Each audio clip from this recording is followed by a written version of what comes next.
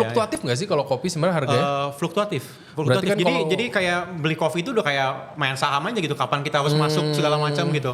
Kalau misalnya kita timingnya bagus, harganya lagi di bawah, kita bikin kontrak langsung. Kita cuma sign a piece of paper aja bahwa kita akan komit ngambil berapa ton kopi, misalnya 12 ton atau apa segala macam. Nanti yang take care bayarnya duluan siapa segala macam, mereka juga langsung ditanggung sama bank gitu. That piece of paper itu buat dipakai mereka buat dapat pinjaman dari bank untuk secure the coffee. Semuanya itu sebenarnya levelnya naik. Cuman ya masalah utamanya tetap konsistensi ya. Konsistensinya dari musim ke musim itu bisa beda banget. Kompetisi itu kita bisa nge-push diri kita sendiri atau kita nge-push timnya kita sendiri to the next level gitu. Lebih adiktif kalau lagi kalah apa lagi menang? Kalah dong. Kalah ya, lebih panas ya. Lebih penasaran dong.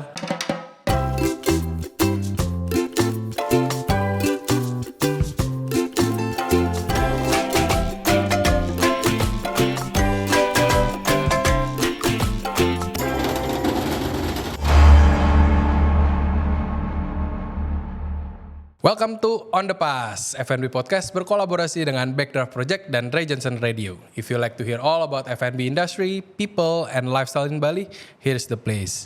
Hari ini kita ditemani sama salah satu roster panutan di Bali lah nih, yang salah satu yang terlama juga buat di Bali. Beliau ini entrepreneur juga. Kita banyak taunya di bagian roster kopi ini. Beliau ikut juga di beberapa kompetisi di perusahaan perkopian ini. Mari tanpa panjang lebar lagi kita sambut Edo. Thank you banget udah bisa nyempetin ke sini. Sama-sama. Ngobrol-ngobrol. Kita tuh udah, gue sama Pak Mario suka kayak cari orang beverage, cari orang kopi. Ini akhirnya ketemu satu nih. Padahal kita udah berapa kali, mungkin selewatan lah ya. Kalau datang event, kan gue beberapa kali event sama Sherin kan. Sherin kan teman juga sama Edo. Guys, ternyata kita baru bahas, ternyata Edo tuh alias guys. Jadi ntar kalau itu penasaran tanya dia sendiri. Nah ini kita pengen bahas kali ini sama tren kopi lah. Mungkin biar orang lebih aware. Sama misconception kalau ada beberapa yang bisa diklarifikasi yang menurut Edo aja. Boleh.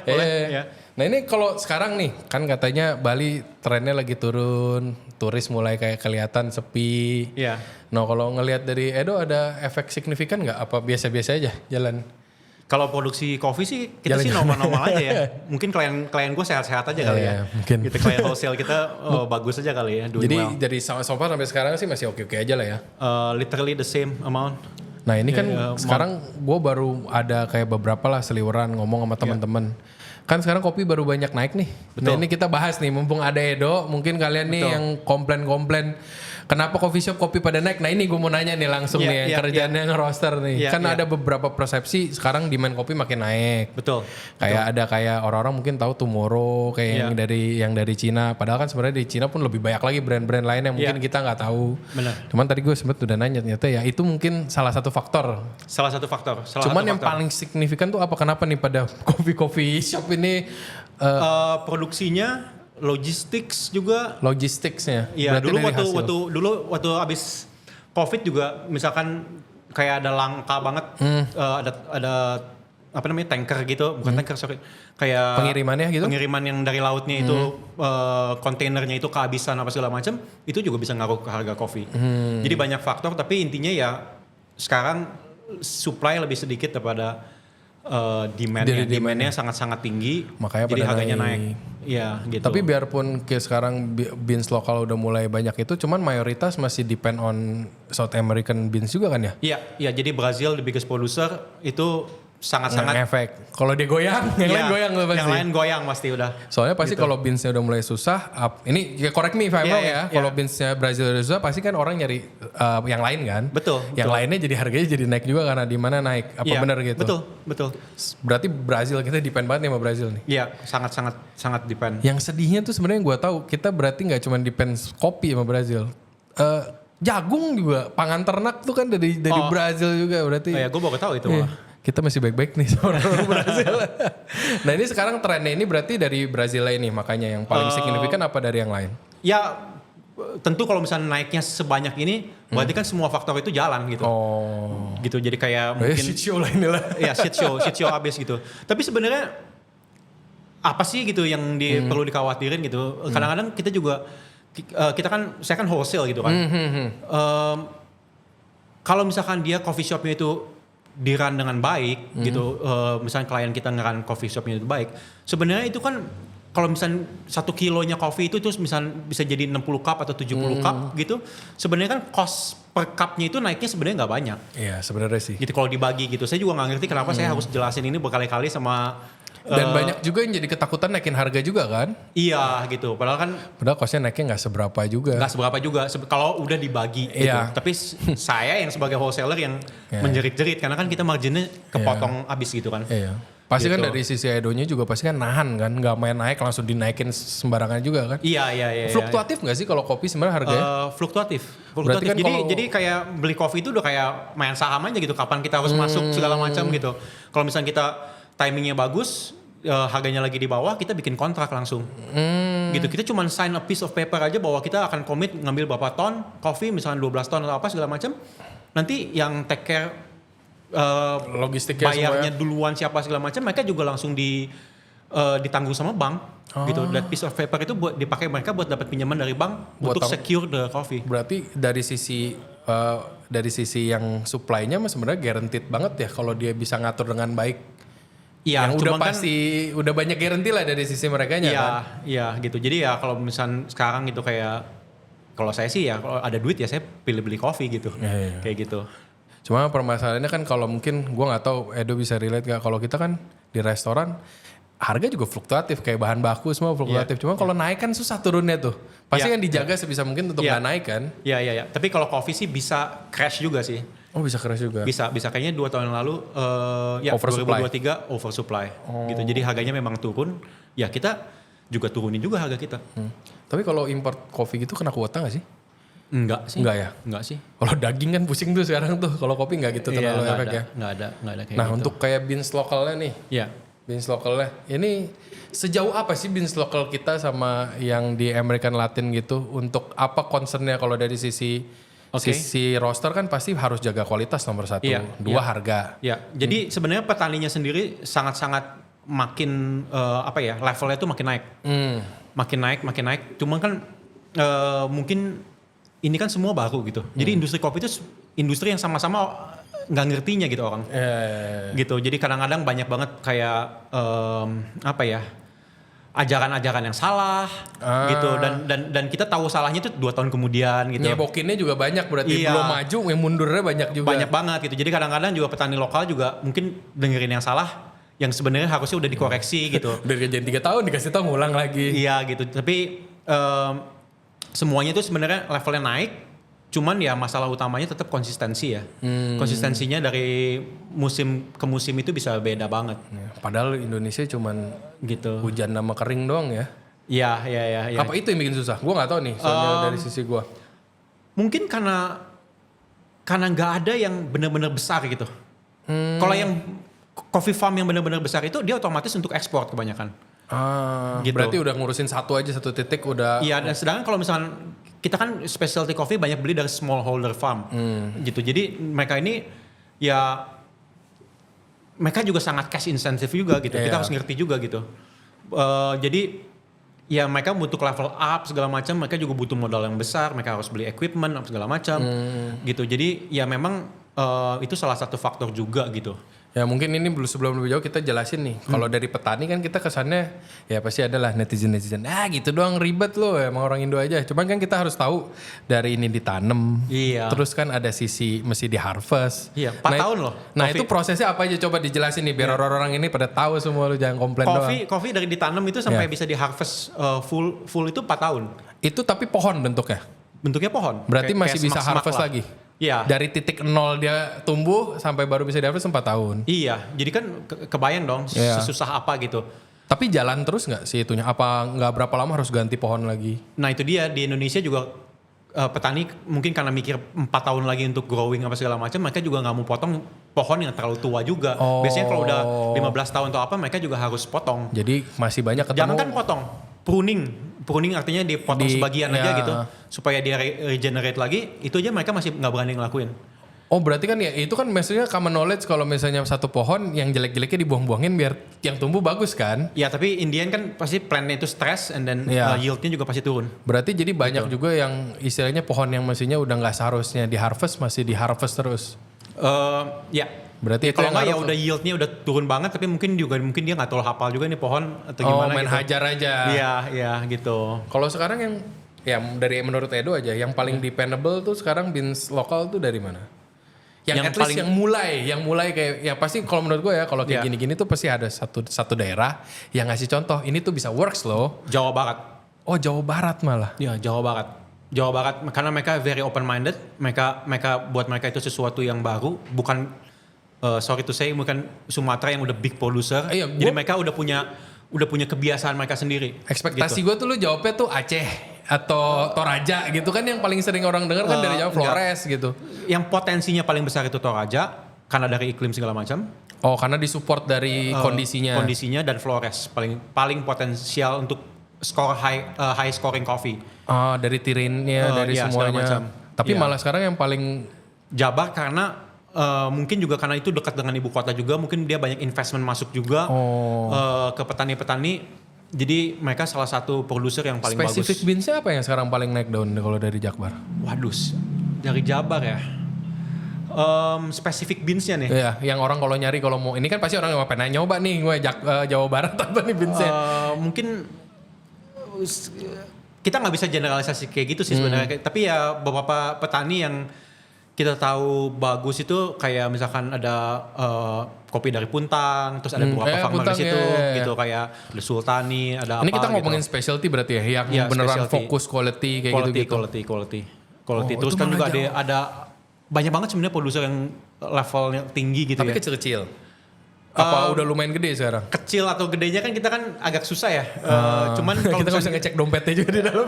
Cuman kalau misalkan kita mau lihat dari kacamata yang simple dari high scoring coffee-nya segala macam, mereka average-nya sangat-sangat bagus sih.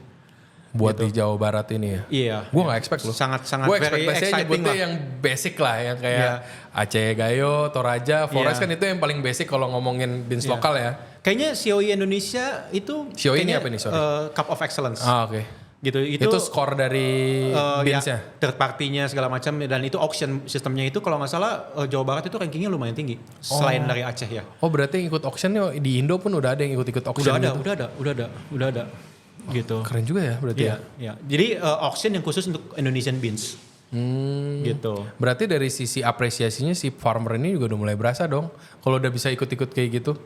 Udah sangat-sangat berasa ya mereka tiba-tiba bisa dapat duit miliaran ya. Iya, kalau tau disorot berarti kan kalau dia ikut auction ini kan kita nggak ngomongin nasional kan? International kan? Iya, jadi nanti bagusnya dia menang sekali udah gitu intinya semua produser favorit yang udah menang award apa segala macam mereka udah nggak kesusahan aja. So udah pasti guarantee for life lah. Really good time to be a farmer actually. Gitu.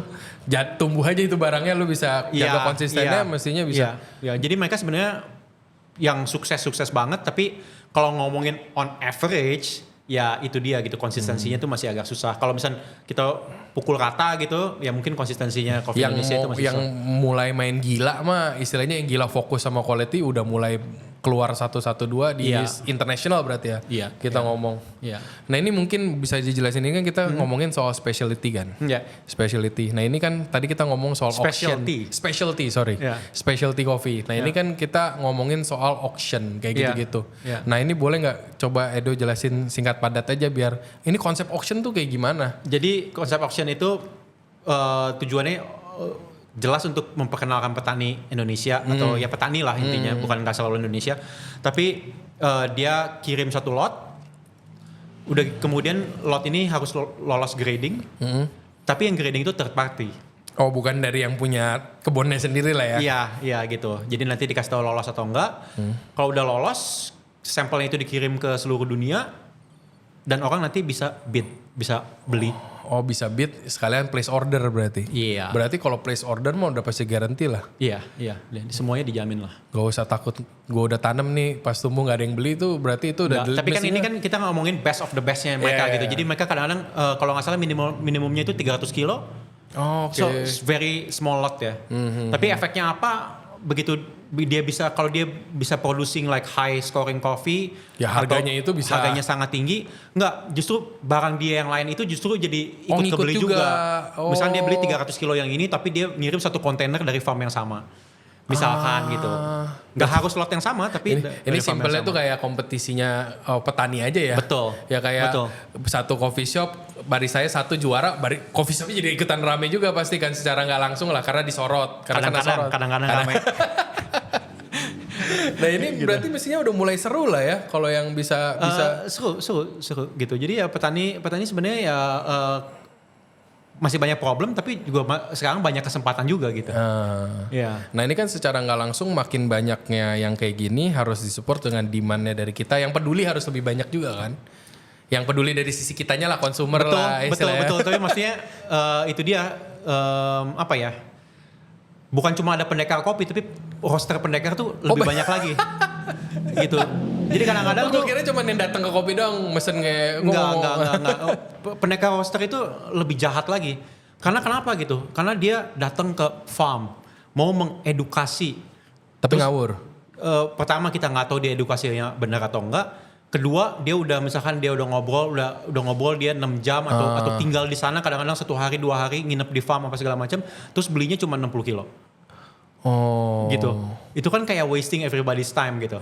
Apa efeknya gitu? Dia udah dengerin segala macam tapi dia sendiri belinya nggak banyak gitu. Nah kalau di luar negeri si roster ini ada regulasinya nggak? Kalau mau approach ke farmer gitu biar nggak wasting. Nggak ada. Tapi kan yang namanya petani itu kan dia like very apa ya namanya? Mereka udah biasa kali ya handle roster. Maksudnya kayak mereka tuh kalau di Indonesia ya, mereka kan sangat ramah, sangat welcoming segala macam. Itu best trade-nya orang Indonesia lah. Iya, best trade-nya orang Indonesia. Apalagi kalau di petani ya khususnya. Iya, dan mereka kan gak mau mengecewakan juga gitu. Ya lu kebelet boker di daerah sana mah pasti ada yang terima lu di rumah lah. Iya gitu. Kan, iya gitu. Cuman bukan berarti jadinya perlu dipendekarin kayak gitu gitu. Jadi itu banyak yang ngambil kesempatan dari sisi situnya. Iya, terus mereka cuman shoot buat kontennya segala macam gitu. Dan kadang-kadang juga kan pernah kejadian nih, gua nih, nama gue dipakai gitu. Buat akses ke farmnya gitu. Oh ya saya kenal dengan Edo gitu segala macam. Pas datang ke sana dia belinya 60 kilo doang. Tiba-tiba aku dapat telepon dong dari farm. Kok tumben sih belinya cuma 60 kilo? Orangnya langsung persepsi ini orang Edo. Iya gitu. Hah mana mungkin gitu. Kita kayak gitu. Jadi ya pendekar roster tuh ya. Nah sekarang mungkin buat ini gue juga penasaran sih. Kalau buat orang yang mulai interest sama ini berbagian ini kopi yang di bagian yang lebih higher levelnya, starting learning experience-nya tuh gimana biar nggak sesat gitu? Kalau dari sisi Edo gitu. Ini kan masanya kan nggak ada pedomannya dong. Buku nyari susah, mungkin ada, cuman mungkin bagian ini satu. Kalau menurut Edo yang paling sehat, biar ntar dia jadi roster nggak sehat tuh prosesnya gimana? Ya Indian ya tetap aja kayak etiket kayak kalau misal Indian kan kenapa specialty coffee kan kita kan sangat-sangat suka dengan transparansi gitu. Transparansi versus zaman sekarang kan orang cloud gitu. Apapun demi konten, Instagram apa segala macam. Jadi kalau misal kalian perhatiin gitu, saya tuh paling nggak suka kayak posting Instagram di Hungry Bird atau apa gitu kayak, aduh, buat aku tuh sosial media dengan cloudnya itu tuh bikin kita tuh jadi kayak susah lah gitu intinya. Mungkin gitu. dari sisi yang nerimanya juga, yang nontonin itunya juga belum ready kan dari sisi hoaxnya aja, yang gampang percaya juga banyak kan. Jadinya kebanyakan gitu, jadi kebanyakan gitu. Jadi yang bikin kontennya kebanyakan, terus yang sosial media problem in general juga kena lah kita. Kopi itu kena juga ada lah efeknya gitu. Juga lah. Ada efeknya lah gitu. Jadi Indian sih kayaknya paling gampang harus tahu dulu kopi yang enak itu kayak gimana. Bukan preference-nya, tapi kopi yang diproduce dengan baik dan hasilnya baik itu seperti apa sih gitu.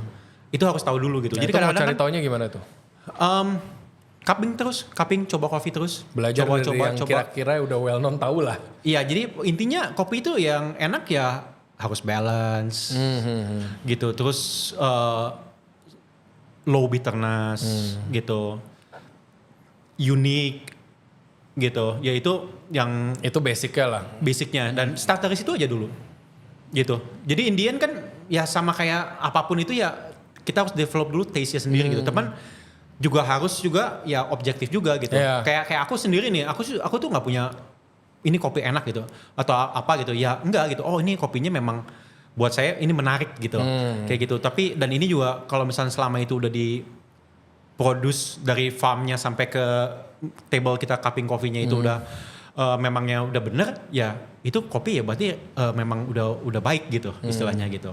Jadi kayak di bring full potential lah istilahnya dari si kopinya itu. Iya. Berarti gitu. harus tahu juga ini beansnya apa baru judge. Ya, jadi mungkin bukan ngomong enak atau nggak enak, tapi apakah ini kopi diproduksi dengan baik atau tidak baik gitu ya. Kayak ini gitu nih, tadi kita lagi bahas sosial media. Sejauh ini apa tren kopi yang paling annoying kalau Edo lihat kayak ini lagi yang dibahas tuh apa? Yang lagi paling sering digoreng tapi Edo kesel gitu. Apa ya? Mungkin kayak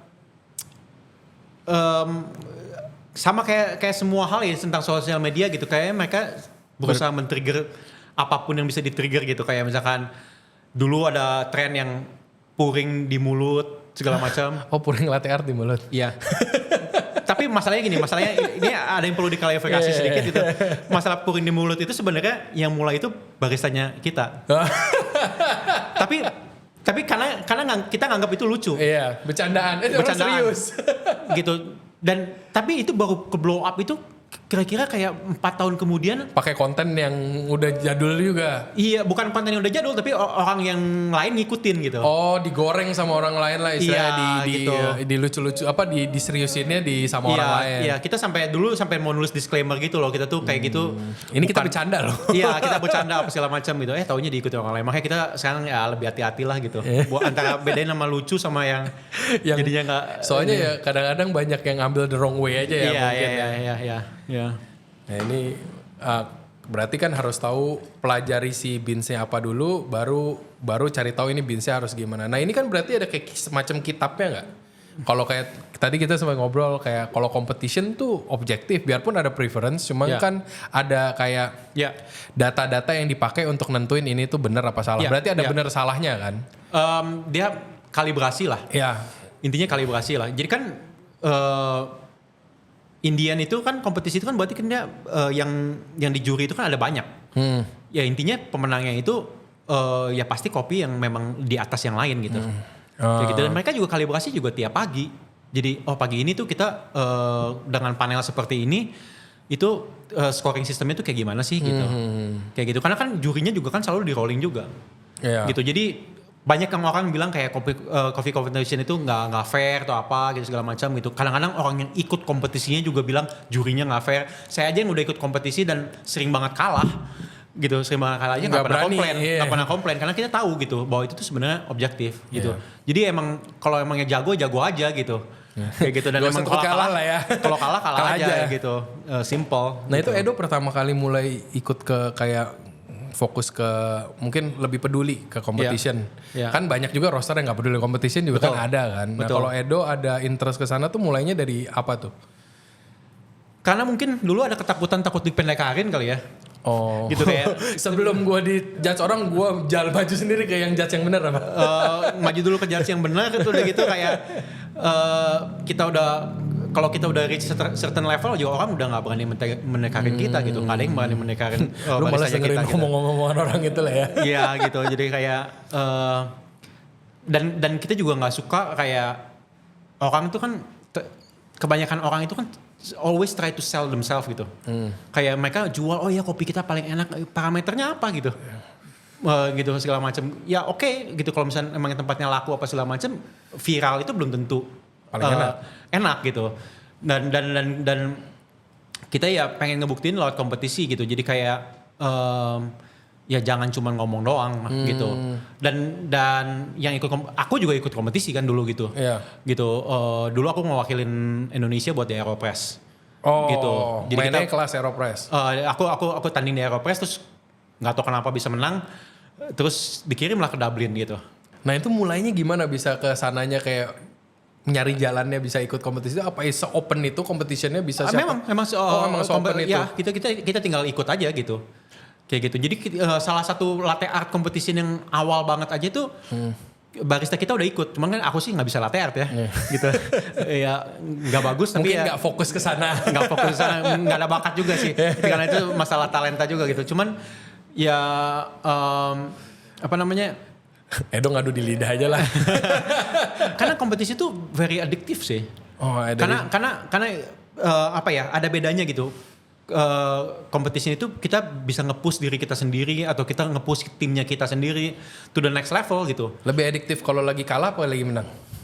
Oh, kalah dong. Kalah ya, lebih panas ya. Lebih penasaran dong. Gitu.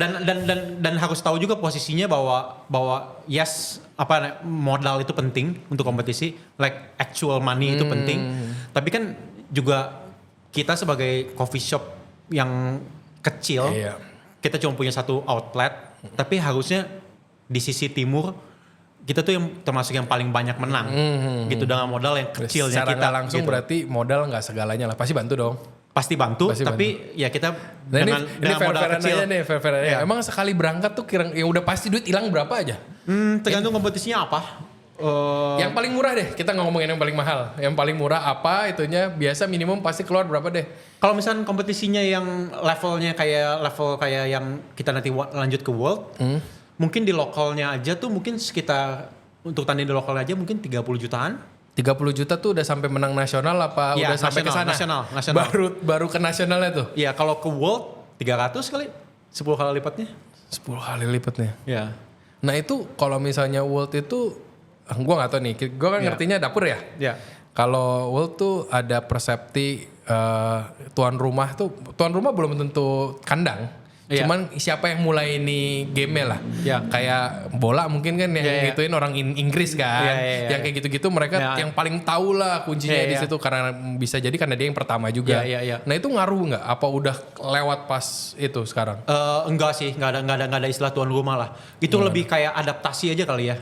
Adaptasi gitu. Kita ke negara lain. Terus kayak kita kalau misalnya kita di Bali gitu kan kita tahu mau beli es di mana atau apa, atau kita perlu ingredient tertentu. Logistik problem aja. Logistik problem banget gitu. Kasian banget kadang-kadang kompetisi yang udah lolos di World apa segala macam dan dia ada chance untuk menang, tapi luggage-nya hilang.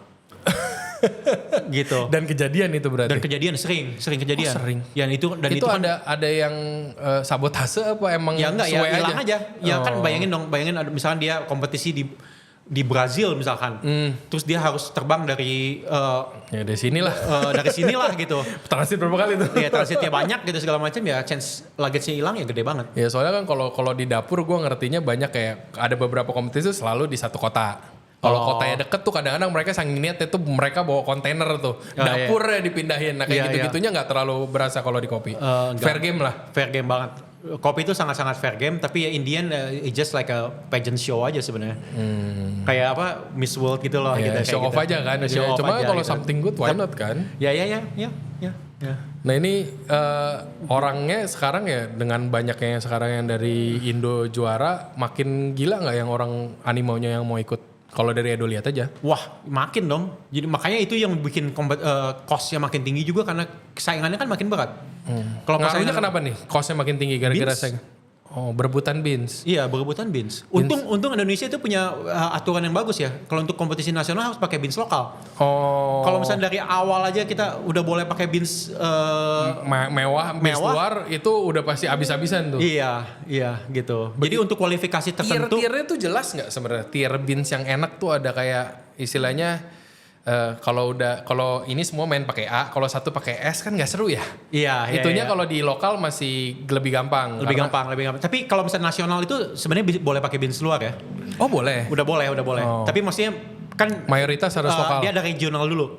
At least regionalnya itu harus lokal. Gitu. Karena kan kenapa nasionalnya boleh pakai beans luar itu karena kita mau ngirim orang yang bakal compete di luar negeri kan, gitu. Jadi yang harus levelnya juga harus setinggi-tinggi mungkin. Ini berarti pasti udah team game lah ya, nggak mungkin kan ini personal game? Team game. Meskipun ada aja beberapa orang yang personally memang sakit, jadi dia yang prepare sendiri semua. Ada gitu. Aja ya, pasti ada aja yang unik-unik gitu ya. Tapi jauh lebih indah kalau ini team game. Iya, team game. Karena gue nggak ngerasa kalau normalnya barista dia ngerti cari beans juga sih. Apalagi kalau yang baru jadi 6 bulan kerja gitu ya. Sangat mungkin dia tuh pairing gitu. Dia kerja sama roaster lain lah atau apa gitu. Dan itu ya udah biasa, udah normalnya kayak gitu. Udah biasa. Kita sering banget nge-training orang yang justru bukan dari organisasinya kita. Oh. gitu. Jadi bukan dari Tapi Hungry Bird, kesorot juga coffee gak shop. sih? Kalau misalnya ntar dia juara nih pakai yang nyariin beansnya Edo gitu. Mungkin orang lain gitu. Ada gak chance? Kesorot. Oh, Kayak pasti kemarin staff gua bantuin orang tanding di Dubai Barista Championship terus juara. Kesorot juga pasti. Kesorot juga. Pulang-pulang juga tiba-tiba dia udah naik PCX aja dia. Dubai money. Enggak cuma kesorot ya, berarti duitnya juga ngalir ke sana. Ngalir juga. Kompetisinya gede gak sih? Biaya apa hadiahnya? Enggak. Justru enggak ada hadiahnya. Hadiahnya cuma tiket doang. Maksudnya tiket pulang? tiket pergi aja gitu. Gitu. Jadi kayak karena udah lewat nasional. Jadi Iya, dapat iya. tiket gratis lah buat ke sana. Iya gitu. Seru juga ya. Seru. Bagian itunya seru lah. Yang paling bergengsi tapi tetap apa? Barista. Buat barista. Barista, Brewers itu bergengsi, latte art bergengsi ya. 3 itulah, trio itulah. Nah ini kalau soal ini gue nggak pikir, gue pikir kalau soal coffee and good spirit. Iya. Ini lagi kepikiran aja. Iya. Edo pas sempat ngurusin yang kompetisi kelas sana juga kan. Iya. Ini animonya gimana nih sama orang alkohol? Ini kan dua-duanya. Iya. Ini kan ada orang kopi, toto ini kompetisinya collab nih. awalnya orang alkohol tuh sangat skeptical ya. Gitu kayak dan kebetulan banget farmer aku tuh mixologist. Oh, Gitu. bisa mixologist toto punya farm itu gimana ceritanya? Iya dia orang lokal Bali. Gitu Arce namanya. Gitu. Arce. Terus dia Shout out Arce. ya shout out Arce. Actually dia one of the biggest producer di Bali. Oke. Gitu. Terus dia yang ngajarin kita tentang apa sih dunia bartender itu segala macam. Bisa pas ada bartender yang punya farm. Iya gitu. Jadi ya Coffee and Good Spirit itu menurut aku sih 100% bartender, 100% barista. Oh. Jadi kita nggak bisa pura-pura lah. Kayak gitu. Dan itu cost wise is lumayan oke, cuman health wise nggak bagus ya. Buat testingnya ya. Tastingnya gila-gilaan. Udah Aduh coffee. nih, testing kan cicip. Masa mesti diminum habis? Nggak diminum abis, tapi kan kita kan kalau Ratusan kali ya latihannya ya. Gitu. Jadi ya gue pertama kali ikutan wine tasting aja kalau yang di Gala Dinner yang banyak itu mau dibilang dilepehin juga mabok pulang pasti. Oh, itu untuk dari healthnya. Iya. Tapi serunya beda lah berarti. beda.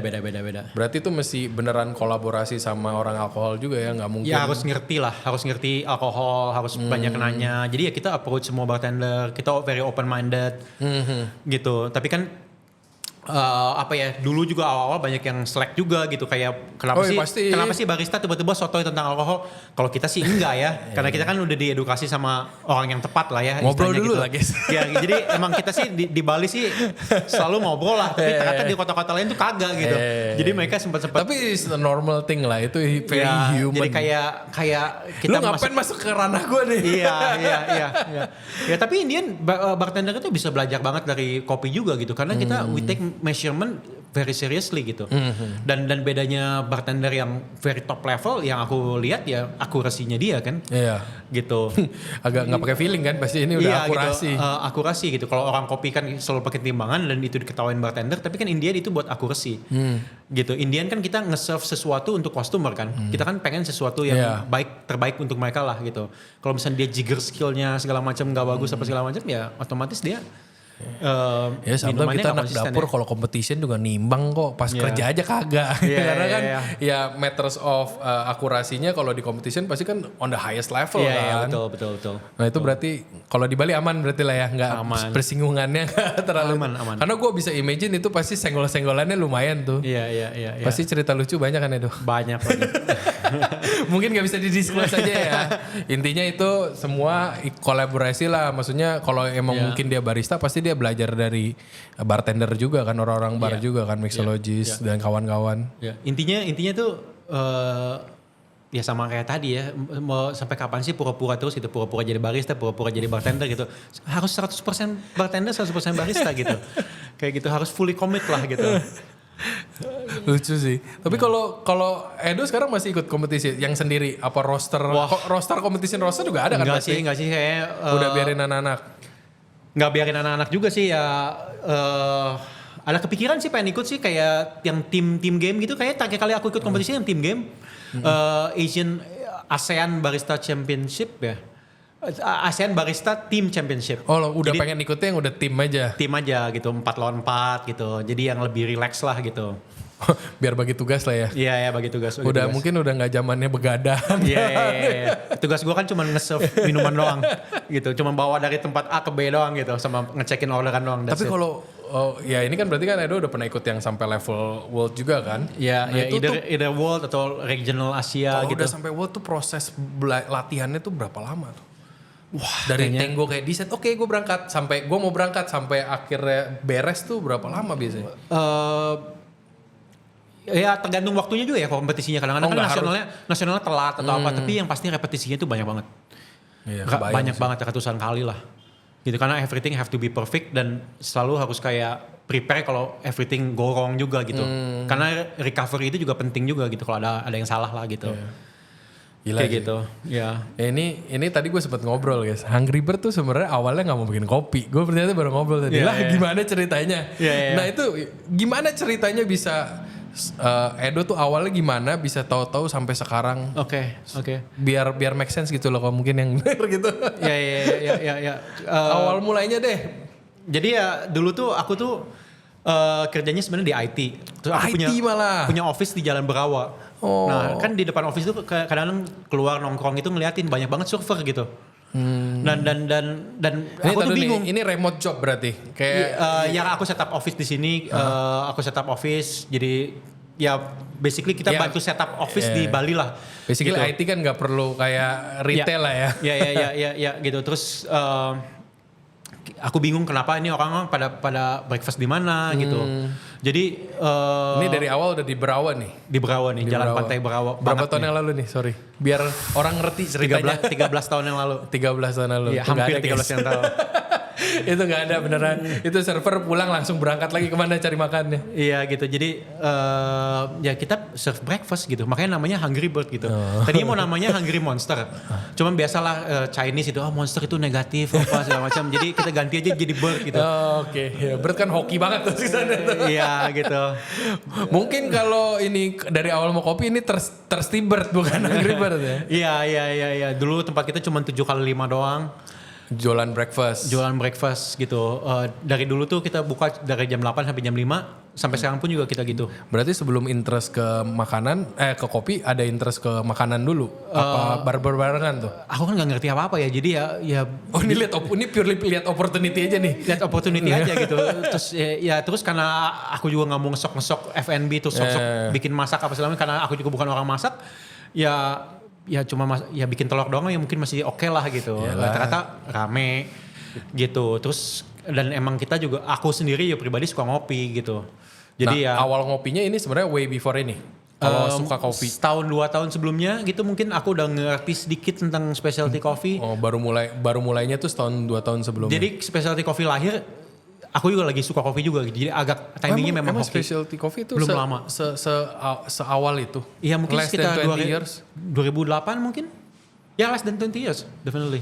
Ini tuh barengan sama tren kopi di Australia apa gimana? Ya. Soalnya gue ingat zaman itu kan gue baru mulai kerja tuh itu semuanya masih pakai Italian blend semua tuh. Iya. Semuanya ya kita tahu lah ada beberapa merek itu doang dah yang dipakai rata-rata. Iya kan zaman itu. Iya. Berarti itu barengan sama kopi-kopi coffee shop yang di Melbourne baru mulai orang baru ngomongin. Betul. Cuman aku sendiri juga kan nggak pernah ke Australia tuh jadi nggak tahu apa tuh. Cuman kurang lebihnya ngerti lah gitu belajar dari internet. The closest Australia yang Edo tahu tuh di Bali aja berarti. Iya gitu. Terus pakai mesin juga mesin bekas. Hampir semua mesin yang dipakai Hungry Bird kita kan udah berapa kali ganti mesin kopi nih. Selalu bekas sih. Gitu karena logika. Gue pengen ngomong cuman takut ntar nggak dapet sponsor mesin kopi. Gitu jadi karena mesin kopi itu kan build to last gitu kayak 20 tahun 30 tahun gitu. Kenapa enggak ya gitu beli second hand gitu. Jadi aku selalu beli second hand lah. Gitu. Totally agree. Gitu. Jadi dan kebenaran juga aku bisa benerin mesin kopi sendiri apa gitu. Ya seneng ngulik lah gitu. Terus jadi suka kopi, bikin kopi, aku juga dulu ngebaristain sendiri gitu. Cuman terjunnya malah di baristanya. Iya. Di dapurnya nyerah tuh. Iya, nyerah. Nah, dulu begitu mulai udah ada tukang masak satu. Terus aku di baristanya udah gitu. Kayak gitu. Jadi aku pertama kali bikin kopi segala macam, terus tempatnya ramai banget. Sampai stres sendiri terus akhirnya cabut, aku tinggal aja. Tapi sempat tutup nggak? Enggak.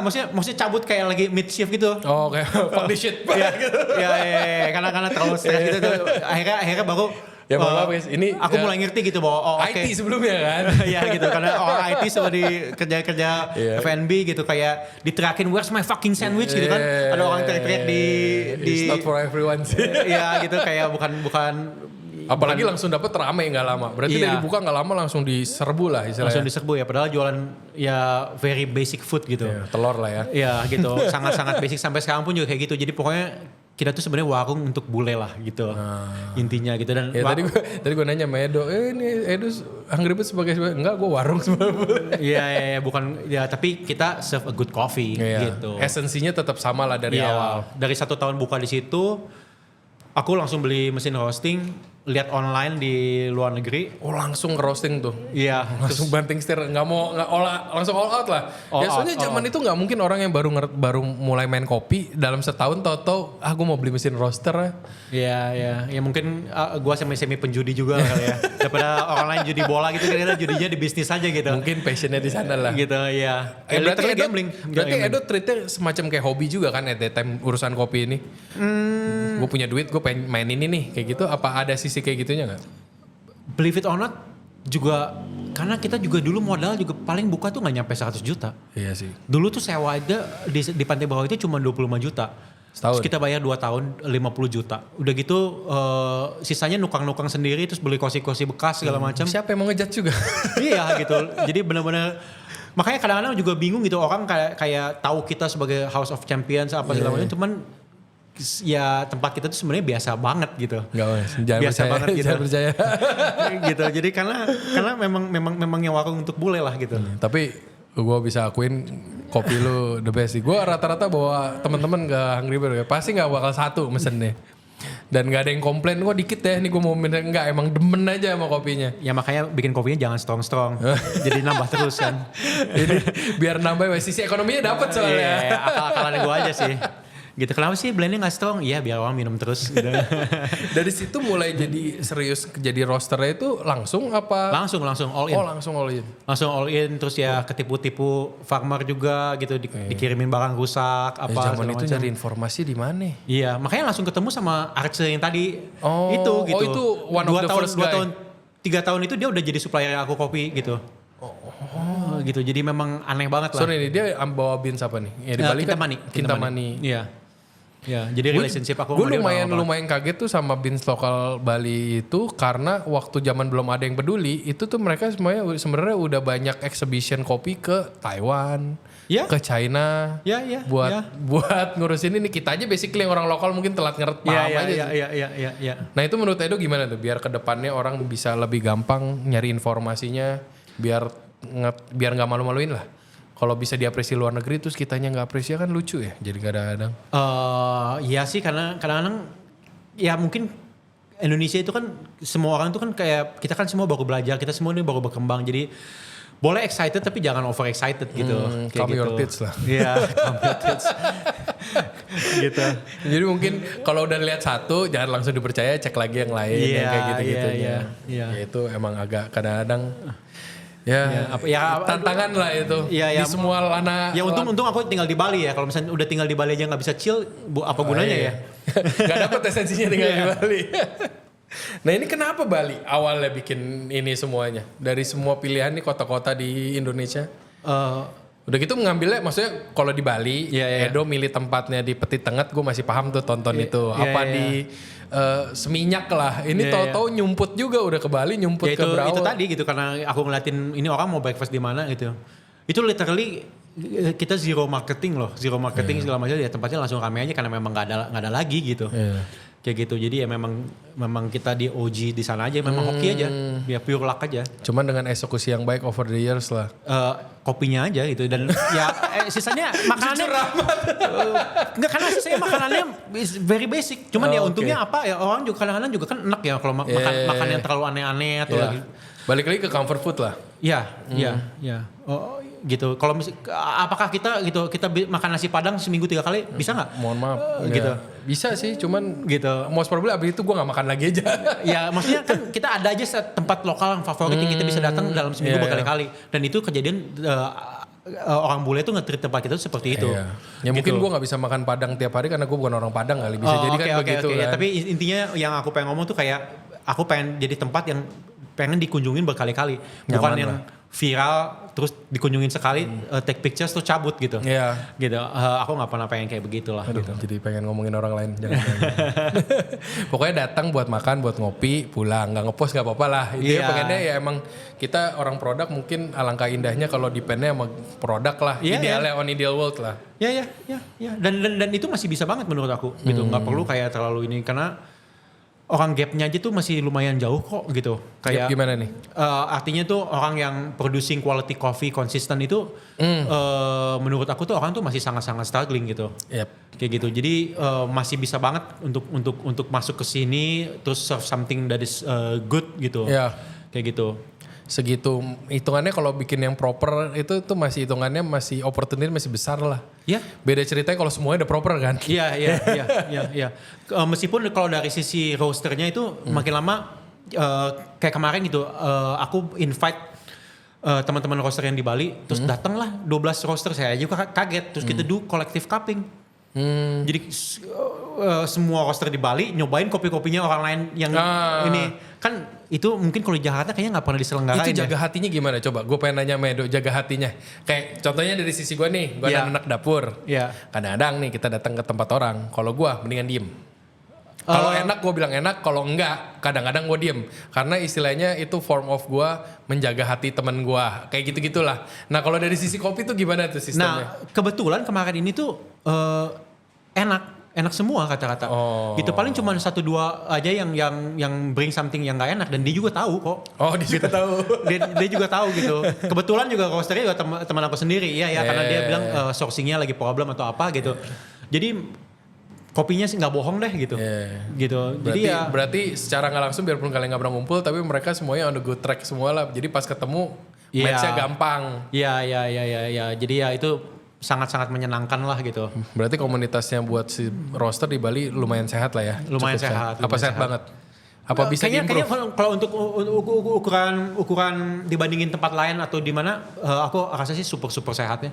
Super sehat ya. Ya jadi kayak bisa ada roaster yang karena memang suka kopi kita gitu dia ngambil beberapa filter dari kita gitu karena dia sendiri juga tahu mungkin dia beli 2 karung atau 3 karung sendiri itu nggak mungkin nggak worth it juga buat dia gitu kayak gitu. Jadi ya udah mendingan serve di coffee shopnya yang coffee shop roastery juga dia punya mesin roastery juga dia tetap serving kopinya kita.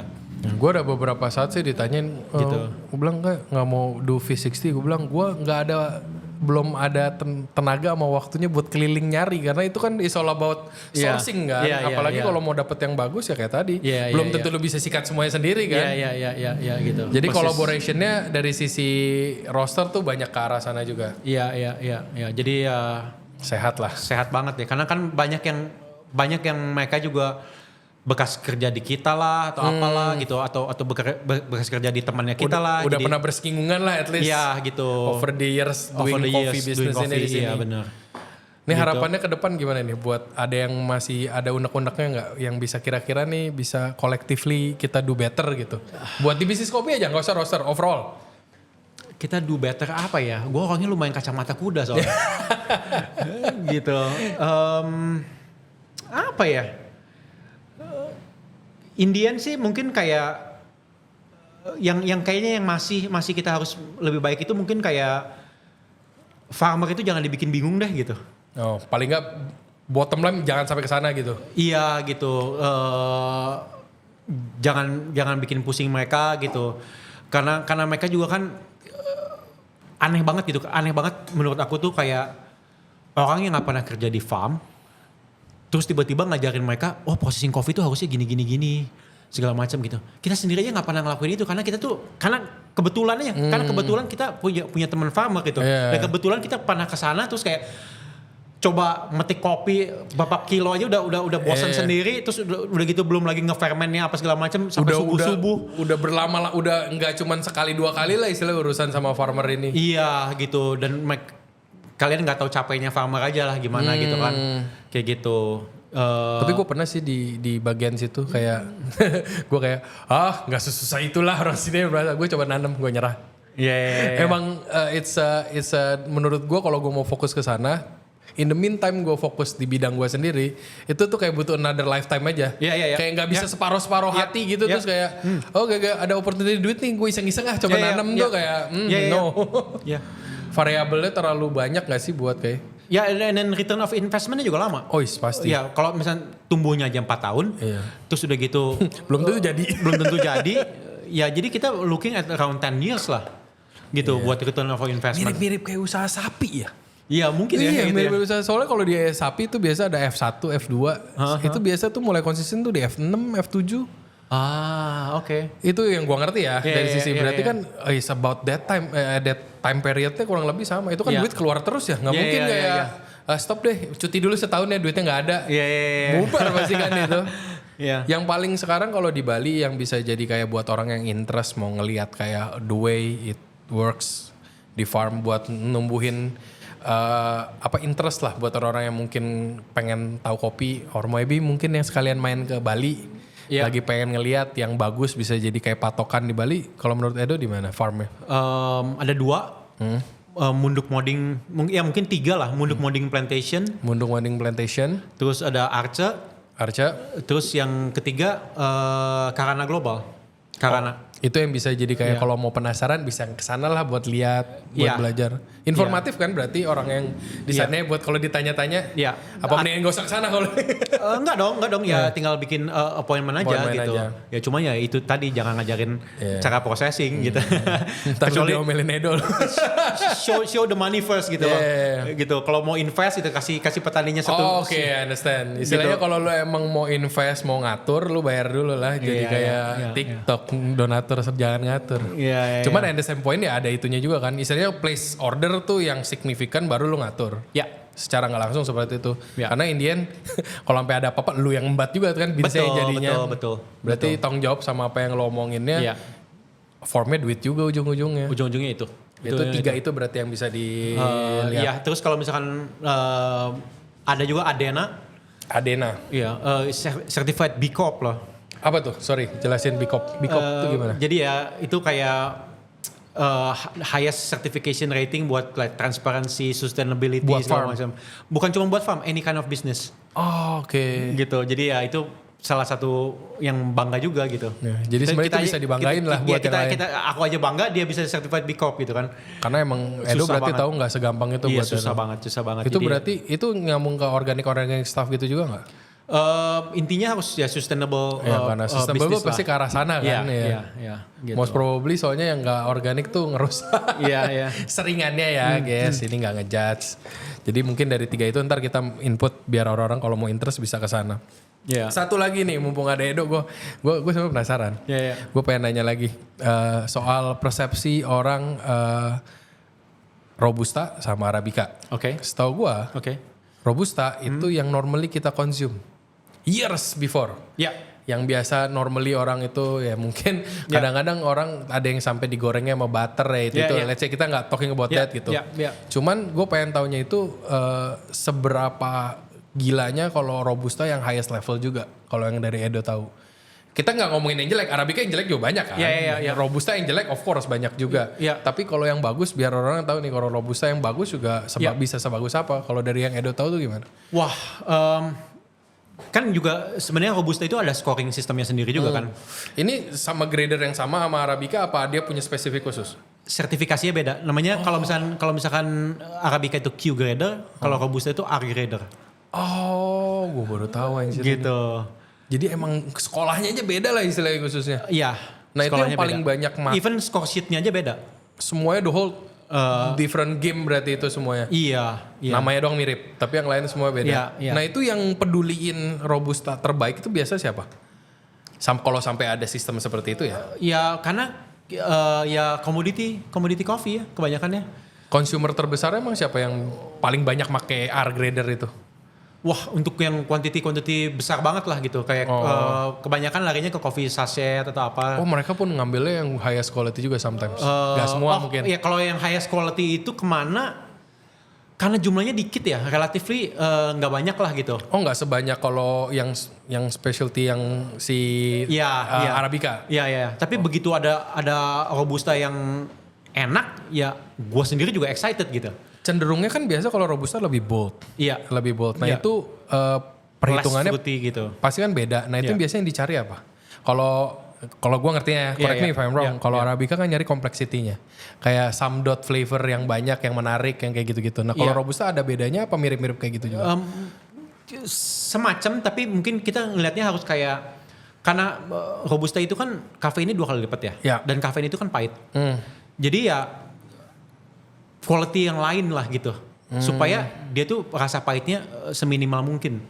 Gitu. Karena nggak mungkin sampai nggak ada. Sedangkan kalau misalkan di coffee, at the Arabica, maksudnya Arabica at the highest level itu bisa sampai nggak bitter sama sekali. Tapi kalau Robusta nggak mungkin, pasti ada bitter ya. Nggak mungkin gitu. Tapi ya aku juga sangat-sangat excited kalau nemu Kalau sampai Robusta. nemu yang enak. Enak banget, iya. Kalau ada mau dong. Ya itu dia. Kadang-kadang kan cuma ada 60 kilo gitu ya. Oh emang sedikit itu? Iya, karena gini. Lebih langka? Karena dia di-treatnya itu sebagai bahan yang istilahnya nggak mahal lah gitu. Jadi petaninya juga nge-treatnya juga asal gitu. Oh makanya sampai ada yang bagus tuh jarang banget. Iya, karena kan gimana caranya ya dia kan harus keep the cost down gitu. Kayak meskipun sekarang harga Robusta juga lagi tinggi banget nih, udah hampir kayak Arabica. Oh ya? Iya. Udah hampir nempel meskipun sekarang jadinya ada gap lagi. Tapi intinya Robusta aja tuh udah 80 ribuan, 90 ribu. Segitu? Iya, makanya kalau Ini misalnya ada green yang beans ya guys yang kita ngomongin. Iya. Ini belum digoreng, belum diapa-apa iya, kan? dan digoreng itu susut ya. Iya digoreng. Susut lagi ya let's say 20% lah. Iya. Gitu. Jadi kan Dengar tuh. iya. Jadi kalau misalnya ada yang nanya gitu, ada nggak kopi yang di bawah 200 ribu apa segala macam gitu, ya bayangin itu grade-nya grade apa gitu. Itu minum apa gitu. Gitu. Kalau kadang-kadang juga kita kasihan juga ya kalau misalnya kayak gitu kan berarti kan banyak foreign matter-nya gitu ya. Kalau kopi yang grade-nya bawah itu yang bahan-bahan yang selain bukan kopinya itu lumayan banyak gitu. Kayak defect-defectnya. Even kayak yang gue tau tuh mesin roaster yang lumayan bagus aja kan pasti ada sistem kayak magnet buat narikin batunya kayak gitu-gitu gak sih? Iya. Buat kayak ngilangin itunya semua kan? Jadi kayak bisa ada color sorter, bisa ada, jadi dia bisa melihat dari sisi dari warnanya. Kalau warnanya dia pale di remove. Terus kayak dari density-nya gitu, yang kopi yang enteng itu juga di remove. Pasti gitu. diolahnya di pouringnya juga beda kan, pasti dieksekusi buat kayak kalau Robusta apa yang bagus juga di V60 gitu juga. Iya dong. Oh sama Sama dong. Kenapa enggak? Tapi kalau Robusta udah mulai ada yang main kayak anaerobik, honey, Ada. udah mulai juga ke arah sana. Ada. Cuman ya karena ya itu dia gitu, karena yang bagusnya dikit. bahan dasarnya itu memang nggak worth it untuk dibikin high level, jadinya agak susah gitu. Tapi ada, kalau yang mau nanya ada nggak ada. Ada aja. Gitu. Seru juga ya. Ya justru ya karena saking langkanya ya kalau ada yang tiba-tiba nawarin gitu dan emang beneran enak ya, justru malah pengen beli ya. Gitu. Nah, mungkin biar sekalian nambahin juga, kalau menurut Edo itu kan tadi Edo bilang ada hitungan benar, ada yang preference. Iya. Yang udah fix preference tuh apa? Yang orang please kalau ngejudge kopi jangan dibawa ke sana tuh apa gitu? Yang sering keluar dari mulut-mulut orang inilah. Ya kayak kopi itu harus pahit sih menurut gue ya. Kayak gue gak suka kalau kopi gue gak pahit gitu, apa segala macam gitu. Ya justru udah dicampur susu masih pahit juga tuh, berarti along the lines itu ada yang gak bener gitu. Kita gak ngomongin gula nih ya. Iya gitu. Jadi itu menurut gue itu udah gak benar gitu. Dan surprisingly ya oke, tadi kan ada orang yang tadi kan sempet nanya tuh, apa sih yang pengen unek-unek yang soal industri kopi ini? Iya.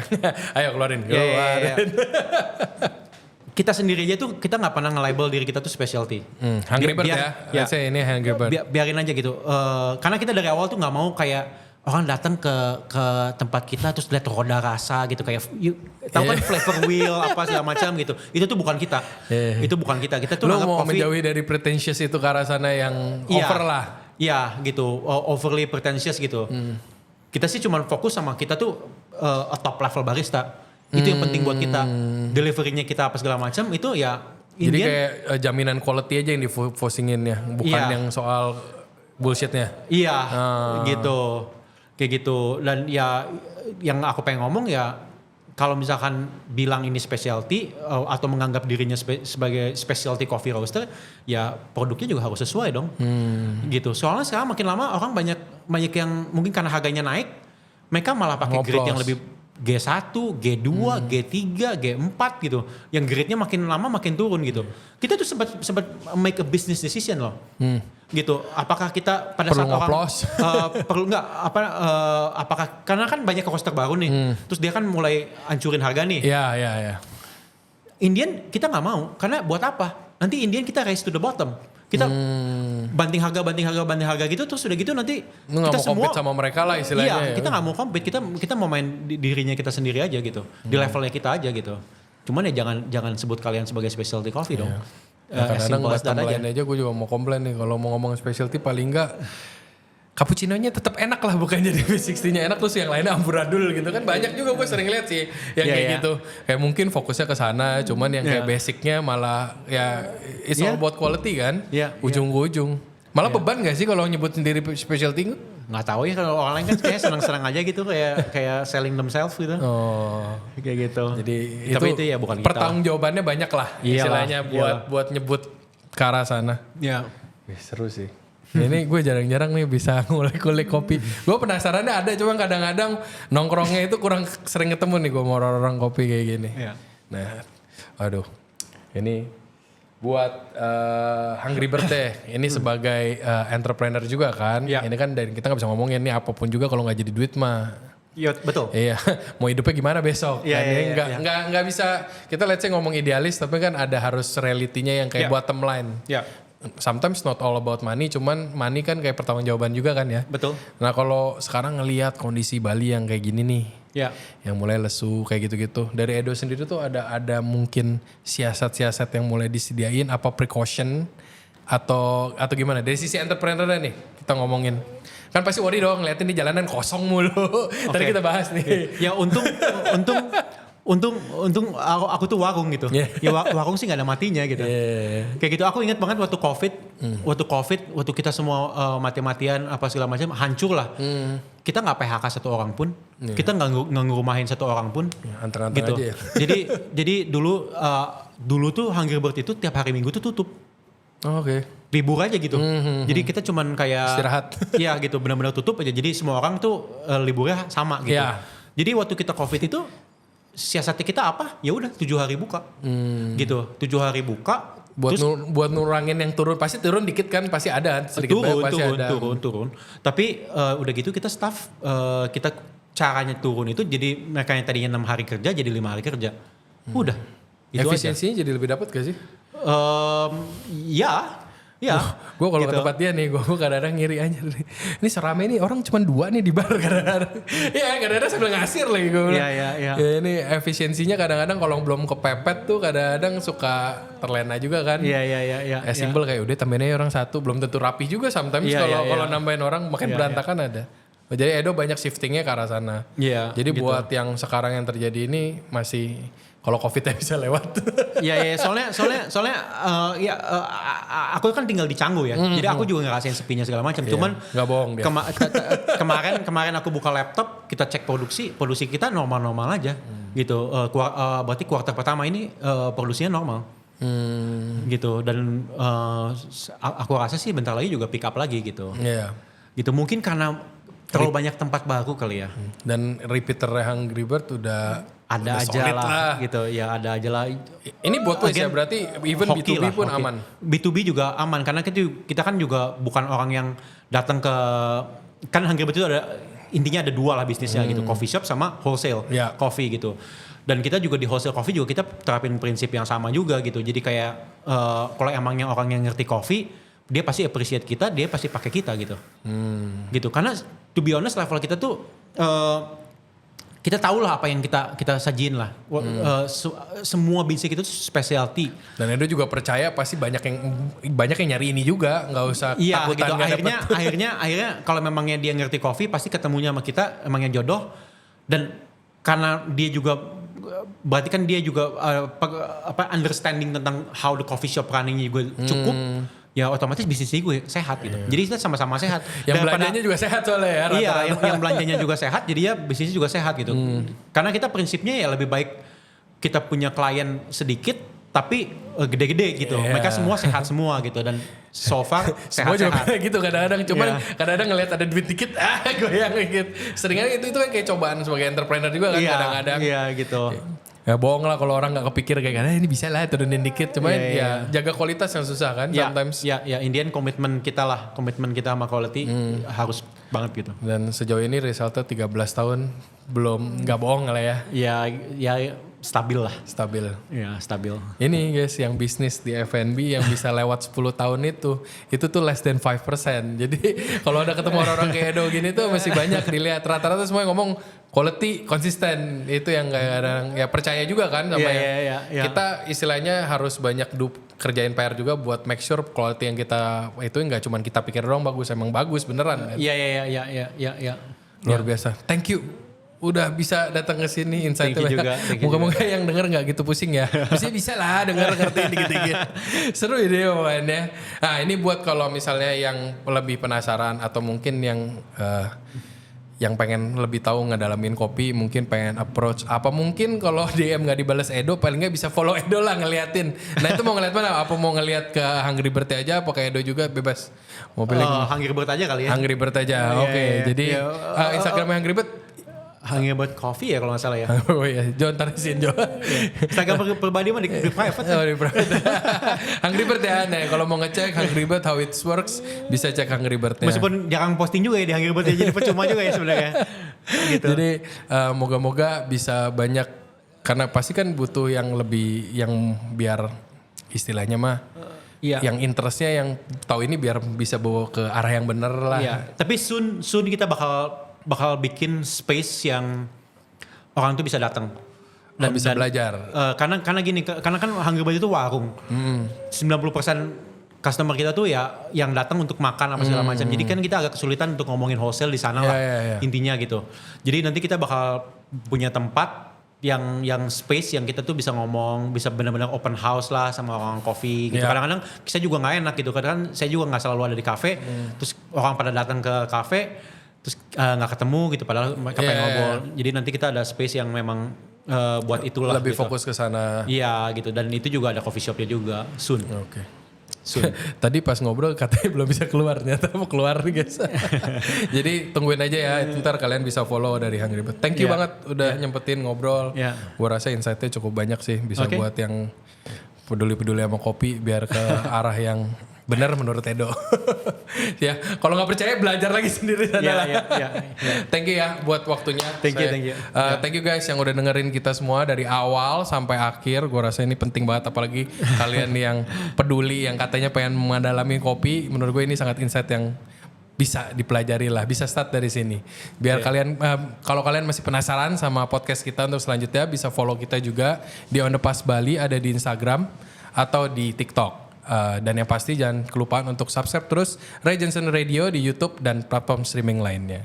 Bye-bye. Bye.